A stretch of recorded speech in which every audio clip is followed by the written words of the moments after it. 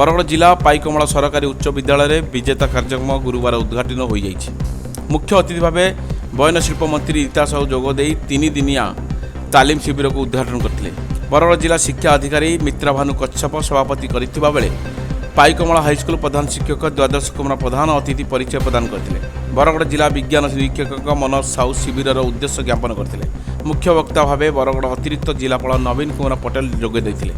सम्मानित अतिथि भाव ब्लॉक अध्यक्षा भावना सिंह, पाइकमला बीडीओ मंजुलता भोई, सरपंच तुलावती तांडी, पाइकमला ब्लॉक शिक्षा अधिकारी चूड़ामणि बारिक, पदपुर ब्लॉक शिक्षा अधिकारी कालीचरण दुबे, राजबड़ा संबर उच्च विद्यालय प्रधान शिक्षक धर्मकुमार शतपथी जोगदे। 3 दिनिया शिविर में बरगड़ जिलार 90टी 5टी स्कूल 90 जन शिक्षक शिक्षयित्री तालीम ग्रहण करने जोगदे। बरगड़ जिले में आज पाइकमाल प्रशिक्षण शिविर अनुष्ठित होती। विभिन्न 5टी स्कूल शिक्षक शिक्षयित्री जोग देछन।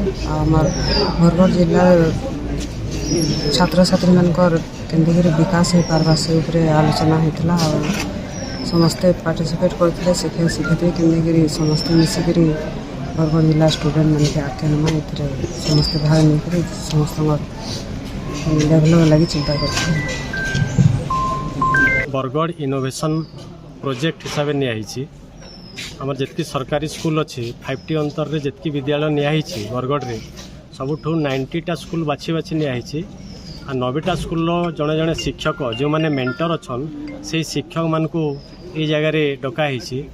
आज्ञा मैंने प्रशिक्षण नेला परे निज निज विद्यालय रे छात्र छात्री मान को प्रशिक्षित करेंगे एवं छात्र छात्री मानकर जो इनर क्वालिटी अच्छी निज भितर जो प्रतिभा अच्छी गीत है नाच है खेलकूद है कविता है अन्यान्य विभिन्न प्रकार जो कोकुरिकुलर एक्टिविटी अच्छी ताकू गोटे बाहर करिवार गोटे सुजोग है। तेणु जिलापाल महोदय को यह गोटे स्वतंत्र प्रोजेक्ट है, गोटे ड्रीम प्रोजेक्ट है। यहाँ ओडिशा रे प्रथम करी होउछि आउ बरगड़ जिल्लार पाइकमाल हाईस्कल प्रथम करी होउछि। तेणु समस्ते आमर पाइकमाल हाईस्कल पाई गोटे गर्व है, पाइकमाल अंचल पाई गोटे गर्व आ गौरव है। ओडिशार माननीय स्वास्थ्य मंत्री नव दास द्वारा उद्घाटित होता एवं से दिन ये कार्यक्रम चलुची।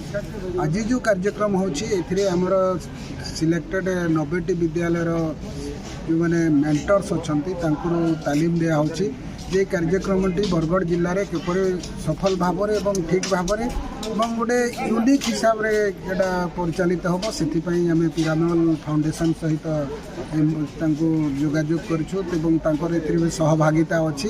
से मैंने आज फुल टीम आसी जो 90टी विद्यालय आसी मेंटर्स मानू से तालीम देवे सो दैट आगामी दिन में विद्यालय स्तर में पिला माने किपरि उपकृत हेबे से आजिकार कार्यक्रम।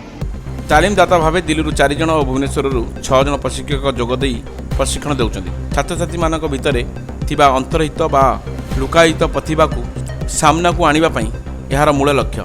तालीम नेउथिबा शिक्षक माने निज निज विद्यालय को जीवा परी छात्र छात्री मानक सूचना प्रदान करिवे। एही कार्यक्रम ओडिशार प्रथम बरगड़ जिलार पाइकमला उच्च विद्यालय जिलापाल मनीषा बानार्जी निर्देशक में अनुष्ठित होती। ताहा अंचलवासी गर्व और गौरव कथा।